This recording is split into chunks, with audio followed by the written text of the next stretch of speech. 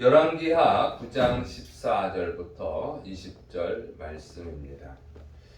예후가 이제 반란을 일으키는 내용입니다. 첫째로 예후를 왕으로 삼은 때를 기록합니다. 열왕기하 9장 14절부터 15절. 이에 님시의 손자 여호사밧의 아들 예후가 요람을 배반하였으니 곧 요람이 온 이스라엘과 더불어 아람의 왕 하사엘과 맞서서 길랏 라못을 지키다가 아람의 왕 하사엘과 더불어 싸울 때에 아람 사람에게 부상한 것을 치료하려 하여 이스라엘로 돌아왔던 때라. 예후가 이르되 너희 뜻에 합당하거든 한 사람이라도 이 성에서 도망하여 이스라엘에 알리러 가지 못하게 하라 하니라. 아멘. 하나님이 예후에게 기름을 부어서 왕으로 삼은 때 그때의 배경이에요. 예후는 이스라엘 왕 요람을 배반하고 자신이 이제 왕에 올랐는데 이때는 어떤 때였냐면 애굽 사람 그러니까 이때 아람 군대가 이스라엘의 길랏 라못을 침공을 했습니다. 그래서 요람이 이 아람 군대를 막기 위해서 싸운 거죠. 전투를 치르다가 부상을 당했습니다. 그리고 이제 이스라엘 지역으로 가서 치료를 받고 있던 그런 때였습니다. 그러니까 예후가 반란을 일으키기가 가장 좋은 때인 것이죠. 요람 왕이 병 치료를 하고 있는 때였기 때문에 신경을 쓰지 못하고 있는 거예요. 그러니까 하나님께서 예후가 반란을 일으키기 가장 좋은 때, 이제 새로운 왕이 되기 가장 좋은 때에 예후에게 기름을 부어서 왕이 되게 하신 것입니다.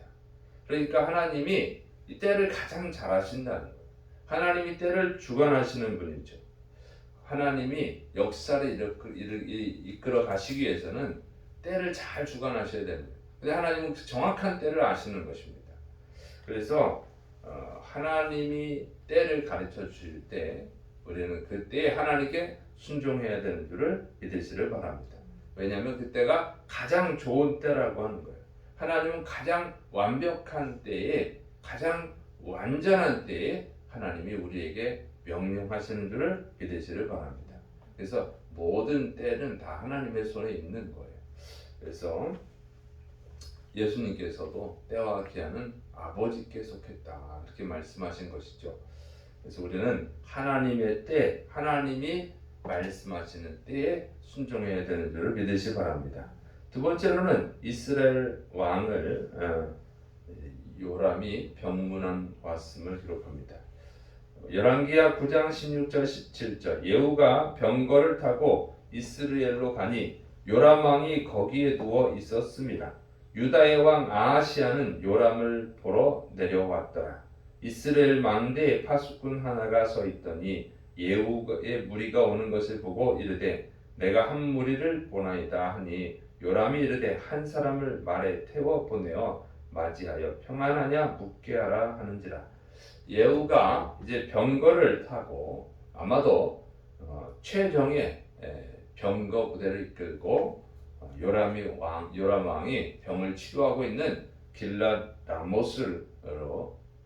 라못에서 이제 이스라엘 지역으로 간 것이죠. 그가 이제 병거를 타고 가는 이유가 있어요. 반란 소식이 전해지기 전에, 이스라엘 지역에 전해지기 전에 먼저 빨리 가야 했던 것이죠. 그래서 병거 부대를 이끌고 간 것입니다. 그러니까 예후는 이렇게 보면 굉장히 치밀한 사람이다 하는 거예요. 생각이 없는 사람이 아니에요. 굉장히 생각을 잘하는 사람이죠. 치밀하게 하는 사람입니다. 그래서 요람이 머물고 있는 이스라엘 성으로 출발을 한 거예요. 그런데 이때는 또 어떤 때냐면 남유다의 왕 아하시야가 병문안을 와 있었던 것입니다. 그래서 이 아하시야도 불행을 당하게 되시죠. 그래서 악한 자와 함께하면 불행을 당하게 되는 거예요. 자, 이스라엘 망대의 파수꾼이 이제 예후가 이끄는 병거 부대, 이 무리를 발견하고 요람 왕에게 보고를 했습니다. 그러자 요람은 한 사람을 말에 태워서 그에게 보내서 평안하냐고 물어보라 이렇게 명령을 내립니다. 여기서 이 한 사람은 뭐 전령이죠. 전령. 그러니까 전령과 같은 거예요. 그래서 평안하냐 물어보라고 했는데 왜 평안하냐고 물어보라고 그랬냐면 평안이 샬롬이잖아요.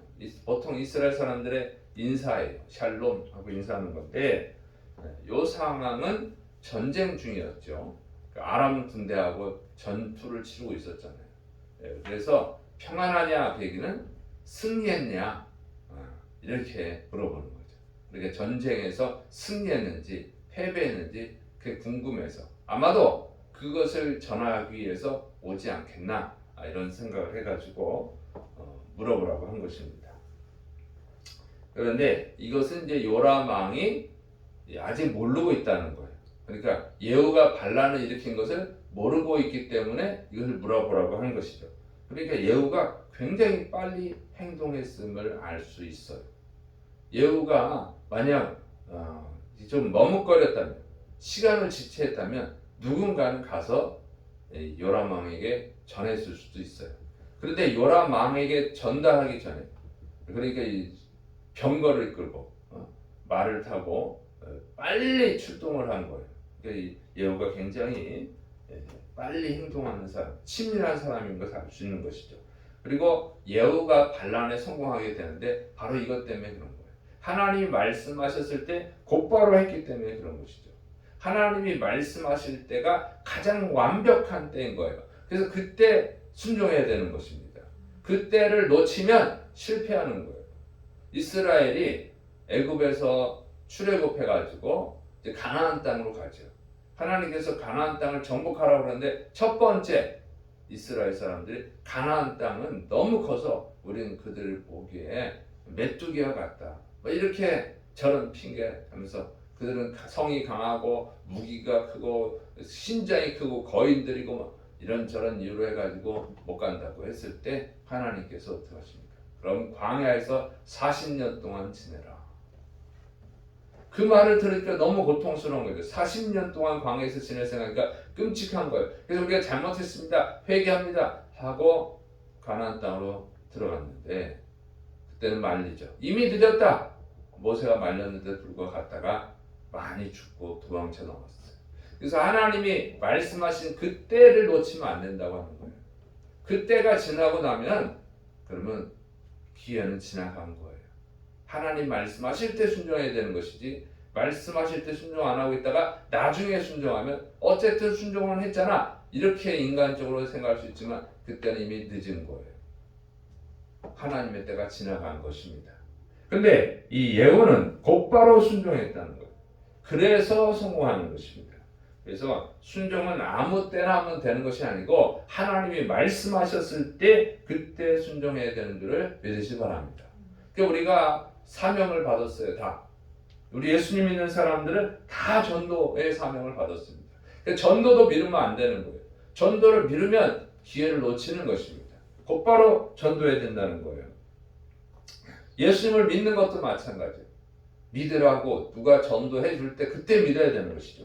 고린도서 6장 2절 이르시되 내가 은혜 베풀 때에 너에게 듣고 구원의 날에 너를 도왔다 하셨으니 보라 지금은 은혜 받을 만한 때요 보라 지금은 구원의 날이로다.